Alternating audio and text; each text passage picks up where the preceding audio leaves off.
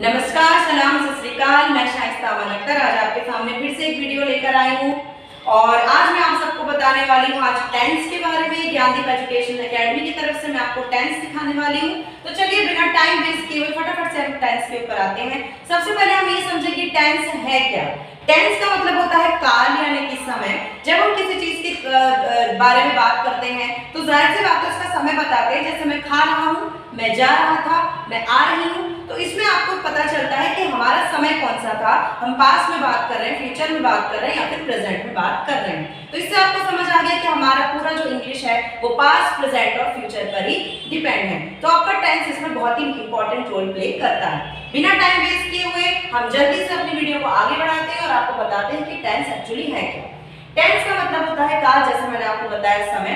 Tense के यहाँ पर तीन पार्ट होते हैं, पास्ट, प्रेजेंट और फ्यूचर।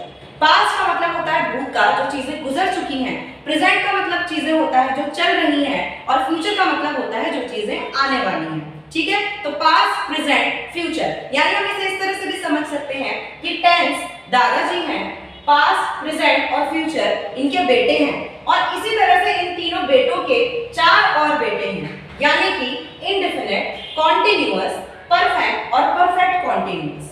इस तरह से लर्न करने में आपको ज्यादा अच्छा और इफेक्टिव मिलेगा। तो चलिए इंडेफिनिट, अब कई बार बच्चे मुझसे पूछते हैं कि मैम हमें ये लर्न नहीं हो पा रहा है, क्योंकि लर्न इसलिए नहीं हो पाता क्योंकि हमें चीजों का मतलब पता नहीं होता। इंडेफिनिट, इंडेफिनिट जैसे कि हमें पता है कि डेफिनेट कोई मतलब होता है किसी चीज के बारे में डेफिनेटली हमें पता होना, तो इंडेफिनिट का मतलब होता है किसी चीज के बारे में हमें पता एग्जैक्टली नहीं है। यानी इंडेफिनिट का मतलब हुआ जिसकी शुरुआत या अंत पता ना हो। जैसे कि वह बोलता है, he speaks, अब वो कब से बोल रहा है, कब से बोलता था मुझे नहीं पता। सो